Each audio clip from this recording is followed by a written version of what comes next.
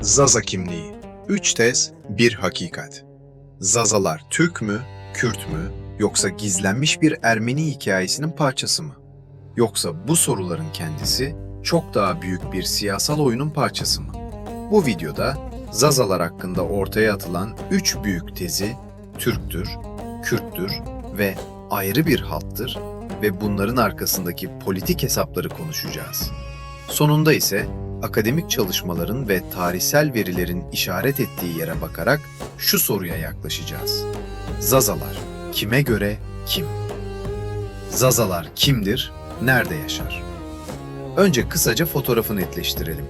Zazaca konuşan topluluklar bugün ağırlıklı olarak Dersim, Tunceli, Bingöl, Diyarbakır, Elazığ, Erzincan, Sivas ve çevresinde yaşıyor. Dil açısından Zazaca Türkçe değil, Hint-Avrupa ailesine bağlı İrani bir dil.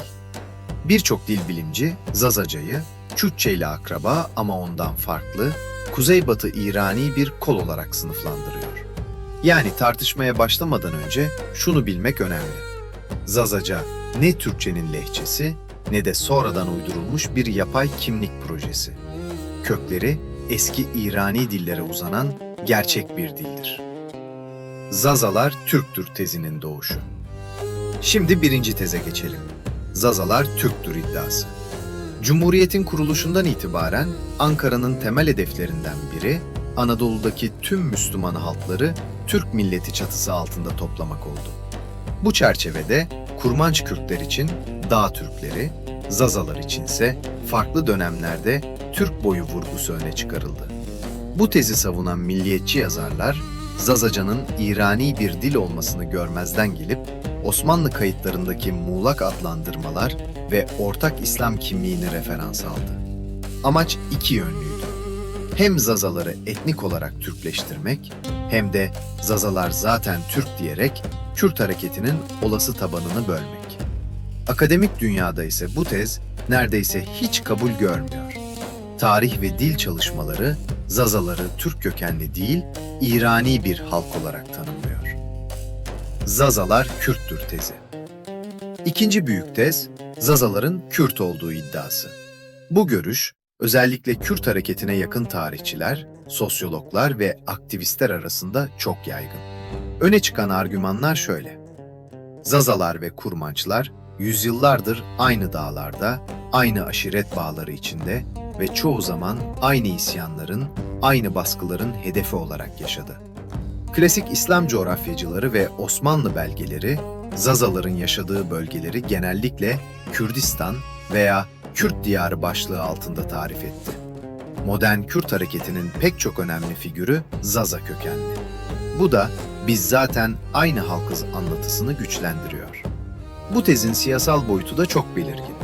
Kürt ulusal anlatısı, Zazaları Kürt halkının ayrılmaz bir kolu olarak göstererek hem demografik ağırlığını artırmak hem de devlete karşı daha birleşik bir cephe sunmak istiyor.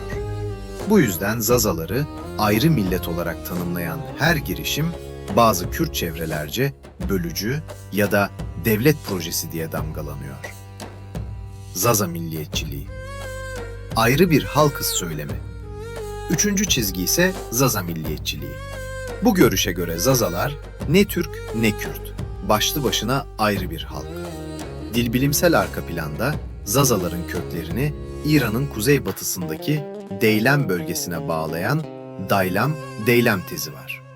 Men, Hadang, Minorski, Mackenzie gibi İranologların çalışmaları Zazaca'nın eski İrani özellikler taşıdığını ve tarihsel olarak farklı bir göç hattından geldiğini vurguluyor. Modern dönemde bu akademik tez kimlik projesine dönüştü. Biz Zaza'yız, Kırmançız, Dimniyiz diyen hem devlete hem Kürt ulusal projesine mesafe koyan bir hareket ortaya çıktı. Dilin korunması, Zazaca eğitimi, ayrı bayrak ve semboller gibi unsurlarla bağımsız bir Zaza ulusal kimliği inşa edilmeye çalışılıyor.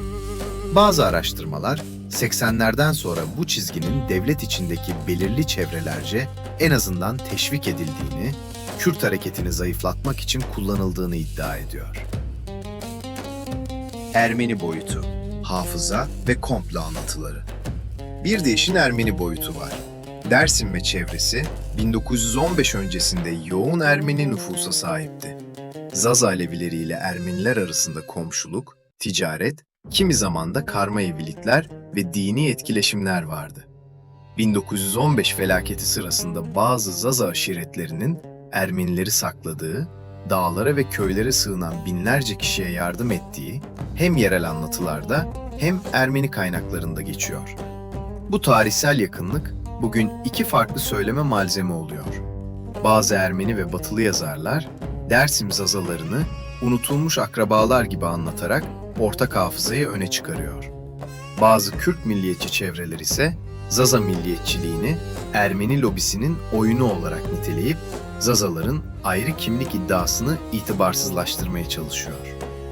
Yani Zazalar aslında Ermeni türü iddialar, çoğu zaman tarihsel gerçeklikten çok güncel politik çatışmaların dili olarak karşımıza çıkıyor. Akademik tablo. Neyi net söylüyor, neyi söylemiyor? Peki bilimsel çalışmalar ne diyor? Ciddi dil bilim ve tarih literatürünün geniş çoğunluğu 3 noktada büyük ölçüde hemfikir. Zazalar Türk kökenli değil. Dilleri açık biçimde İrani. Zazaca ile Kürtçe birbirine yakın ama aynı değil. Akraba iki dil gibi düşünülebilir. Zaza kimliği tarihsel olarak çoğu zaman Kürt şemsiyesi altında algılansa da modern dönemde ayrı bir etnik kimlik olarak da güçleniyor. Buna karşılık Zazalar kesinlikle şudur diyen katı cümleler daha çok ideolojik metinlerde karşımıza çıkıyor. Akademik metinler ise kimliği, tarih, dil, din, siyaset ve öz algının iç içe geçtiği esnek bir süreç olarak anlatıyor. Zazalar kime göre kim? Son olarak başlıktaki soruya dönelim. Zaza bir kimliği, 3 tez, bir hakikat. Hakikat şu ki, Zazalar yüzyıllardır imparatorlukların, ulus devlet projelerinin ve modern milliyetçiliklerin tam ortasında kaldı. Türk milliyetçiliği onları Türkleştirmeye, Kürt milliyetçiliği Kürt kimliği içinde tutmaya, Zaza milliyetçiliği ise hepsinden ayrıştırmaya çalıştı. Bilimsel veriler Zazaların İrani bir halk olduğunu, dillerinin özgün olduğunu ve tarihsel olarak hem Kürtlerle hem Ermenilerle iç içe yaşadıklarını gösteriyor. Ama son sözü her halkta olduğu gibi Zazaların kendisi söyleyecek. Kendini Zaza, Kürt, Alevi, Sünni, Ermeni kökenli ya da bunların hepsi birden hisseden milyonlar var. Bu yüzden belki de en doğru soru şudur. Zazalar kime göre kim değil, Zazalar kendine göre kim? Cevabı da tam burada. Bu kimliği konuşmaya devam eden insanlarda saklı.